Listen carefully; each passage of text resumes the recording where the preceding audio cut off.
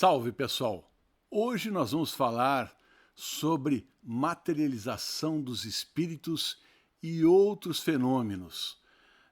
São 10 perguntas que eu irei responder, 10 perguntas que foram enviadas por seguidores do nosso canal, tá certo? Então, vamos lá à primeira pergunta. A primeira pergunta é se materialização existe. Bom, ainda que não é comum se ver espíritos se materializando por aí, existe sim, tá? Tudo que eu vou explicar para vocês é uma explicação mais versada no ocultismo, no esoterismo, do que precisamente no espiritismo. O espiritismo tem a sua maneira de interpretar a materialização, mas nós interpretamos de uma maneira um pouquinho diferente. Para o espírito ele se manifestar, ele precisa de energia.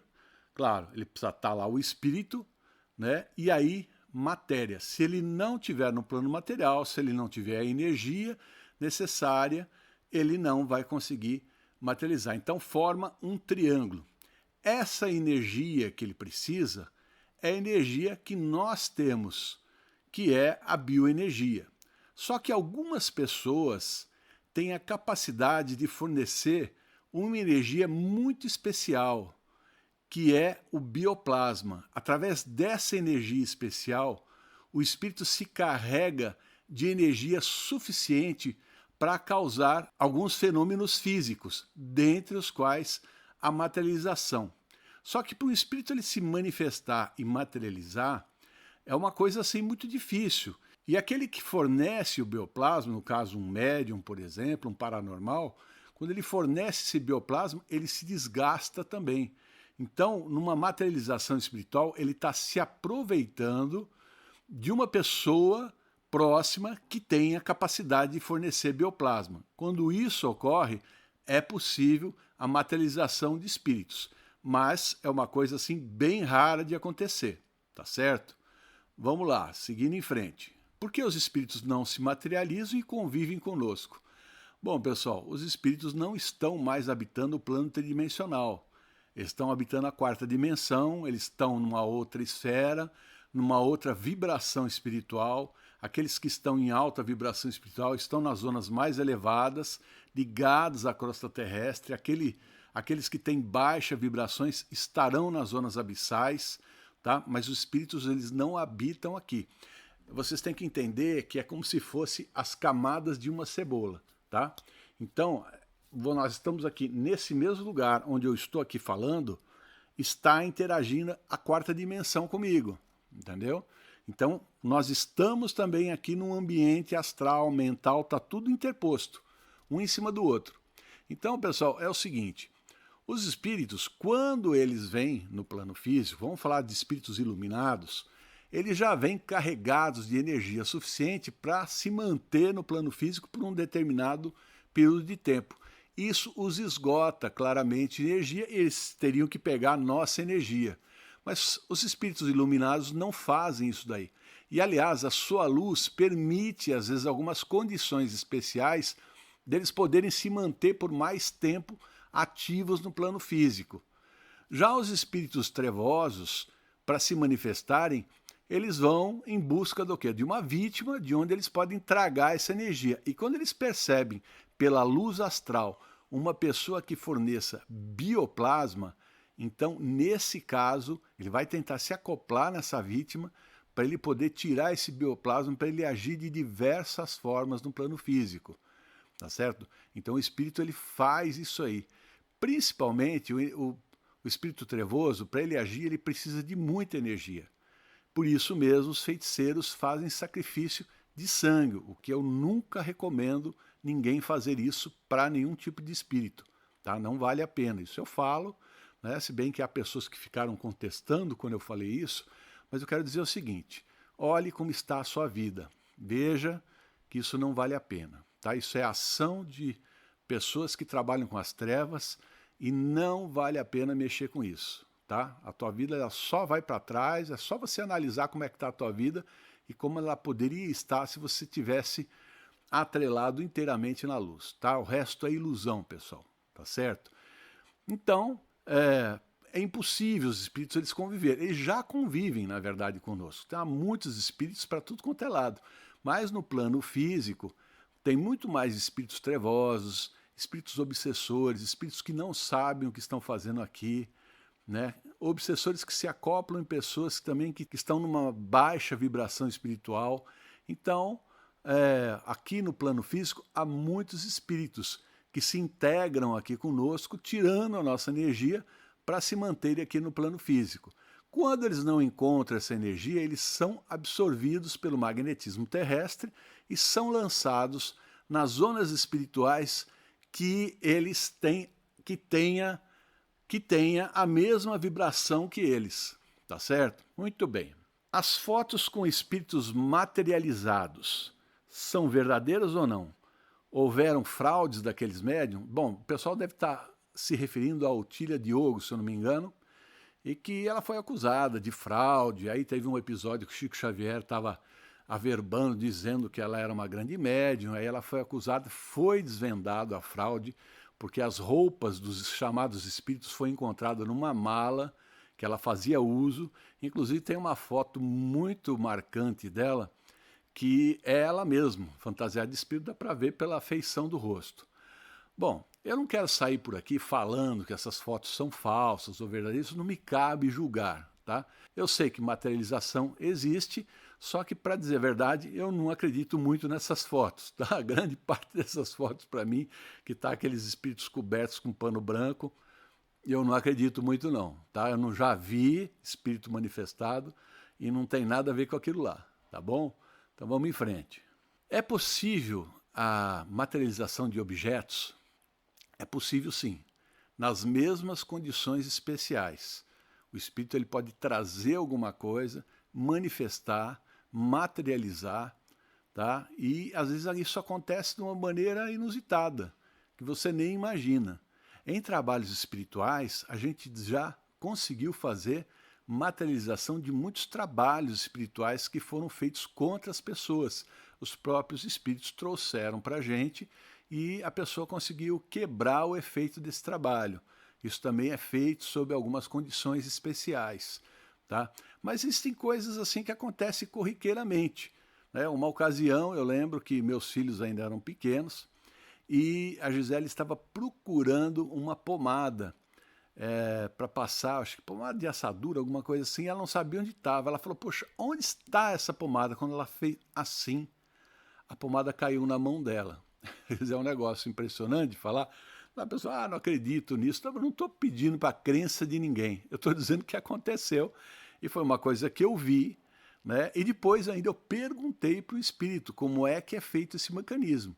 Ele me explicou que eles conseguem desagrupar os moléculas, parece aquela coisa de materialização da Jornada nas Estrelas, mas na verdade é levado para uma quarta dimensão e depois é jogado de novo na terceira dimensão, tá? Porque tudo que está aqui tem uma cópia no plano espiritual. Então isso foi levado para lá e foi trazido no momento que ela precisou. Quer dizer, isso é uma forma de explicar. Claro que tem que dar uma explicação muito mais profunda sobre isso, porque existe uma tecnologia, digamos, para fazer isso, mas eu acho que não vem ao caso e é meio difícil de explicar para as pessoas, que muitas pessoas são leigas, né, que estão assistindo o vídeo, tá? Os espíritos podem interferir na rede elétrica da casa e causar aquelas manifestações como naqueles filmes de poltergeist ou aquelas filmagens em que as coisas se mexem no lugar e tudo mais?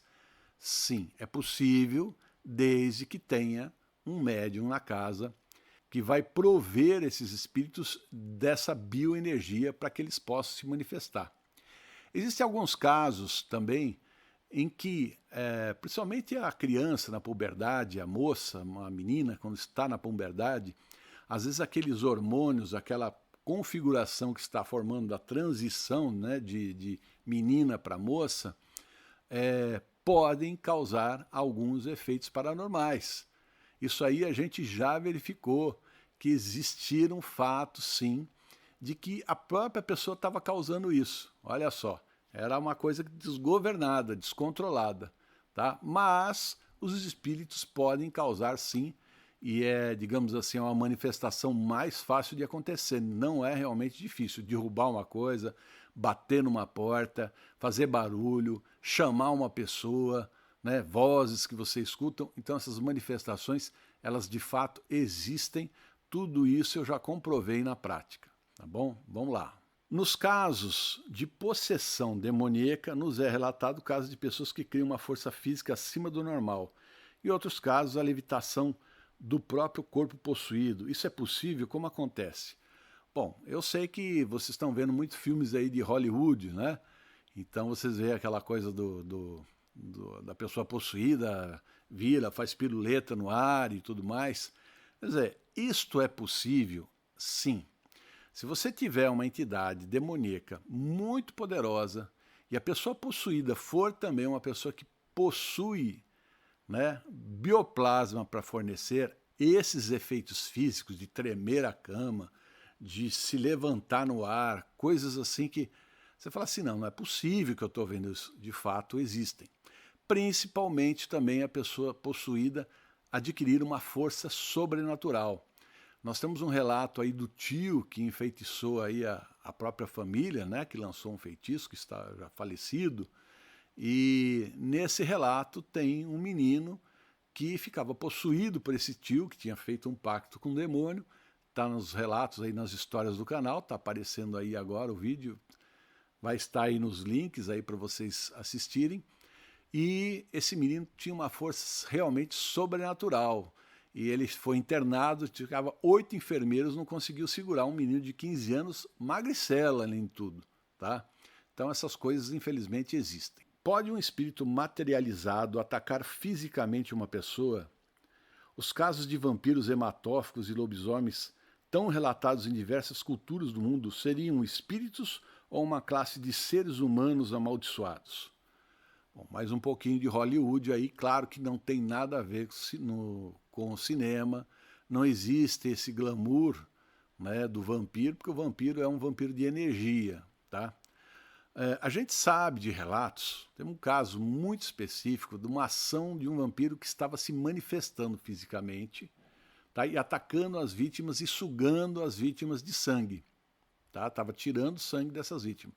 Isso aí é muito raro de acontecer, esse tipo de vampirismo, tá? Mas esse espírito é o que a gente chama de espírito agênere, que ele, pela quantidade de energia que ele adquire, sugando, por exemplo, a vítima, tirando sangue da vítima, ele consegue ficar manifestado por um período de tempo. Depois ele volta a ser espírito novamente. Então é uma forma de manifestação do espírito agênere, tá? E nesse caso em específico, uma coisa que inclusive ocorreu na Europa, começou a ter vários ataques de vampiro e as pessoas foram no caixão. Como está no livro, o pessoal vai lá no caixão para enfiar a estaca, para fazer isso ou aquilo. Na verdade, eles enfiavam um tijolo na boca do vampiro. Quando eles abriram o caixão, o corpo não tinha entrado em estado de putrefação. O corpo estava ainda preservado. E aí eles se enfiaram realmente uma estaca, um tijolo e verteu sangue. Então veja, ele conseguia tirar sangue da vítima e mandar para o corpo físico dele. De certa forma, eu acredito que ele estava tentando fazer o negócio levantar. Mas não tem jeito, pessoal, não é bem assim que a coisa acontece. Mas era uma maneira que ele estava se mantendo, né, e atacando as suas vítimas. Aí conseguiram selar o caixão, etc. e tal, e acabou os ataques espirituais. E, claro, tem um caso também, né, que eu relato, do cara que fez um pacto, né, e ele foi possuído por um espírito, né, e ele adquiria a forma licantrópica, né, ele ficava como se fosse um lobisomem, porque o espírito ele tinha exatamente essa aparência, e ele corria de 4 na praia e, na verdade, ele queria atacar a família dele. Nós não deixamos, obviamente, isso acontecer.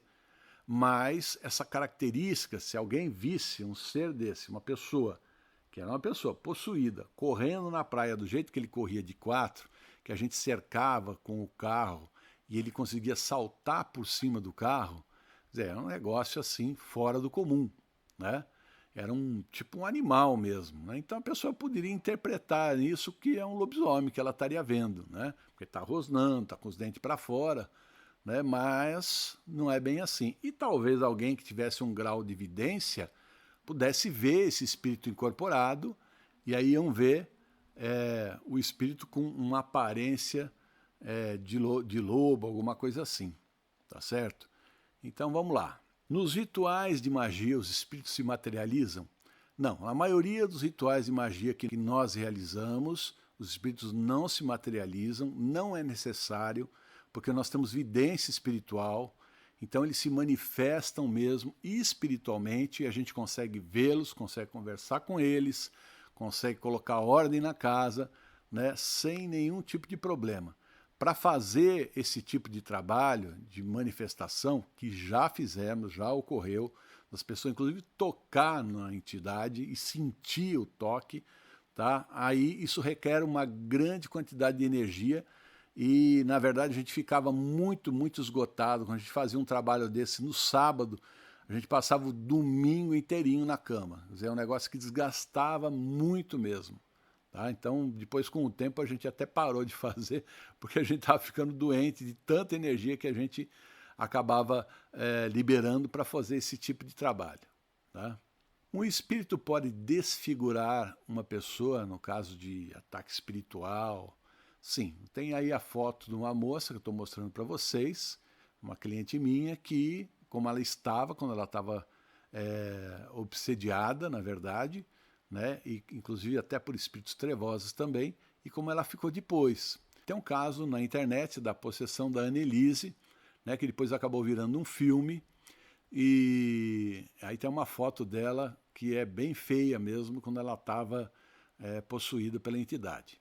E a última pergunta é se é possível, num caso de cura espiritual, né, além de efetuar a cura de doenças que às vezes são doenças que não têm cura, se é possível desmaterializar tumores, coisas assim desse tipo. Olha, pessoal, isto já aconteceu, só que não acontece com todo mundo, tá? Não é sempre que isso acontece. A mesma coisa do processo da cura espiritual. Nem todo mundo está pronto para receber, né, a cura espiritual. Às vezes a cura espiritual, ela requer também uma coisa que você tem que estar pronto para receber, porque você está passando um processo kármico. Aquela doença ela foi desencadeada, né, por um problema que você criou na sua vida ou do passado e você está tendo que assumir aquilo lá. Quando a gente faz essa interferência, na verdade, e acelera o processo, né, da sua cura, então o que acontece? Você precisa também mudar as suas atitudes, porque senão passa um tempo, né, uma outra doença vai acometer você, substituindo então aquela doença que você recebeu a cura. Eu já vi tudo isso acontecer, então quando a pessoa recebe a cura, ela tem que realmente mudar aqui, né? Porque ela acumulou aquela energia e por isso que a doença se manifestou, tá certo? Bom, é isso aí. As 10 perguntas foram respondidas. Eu espero que vocês tenham gostado. Se gostaram, deixa um like aí para o Mago, assine o nosso canal, acionando a sinetinha para recebimento de aviso de novas publicações. E só lembrando, dia 31 de outubro, nós teremos a iniciação do primeiro grau na Irmandade dos Magos.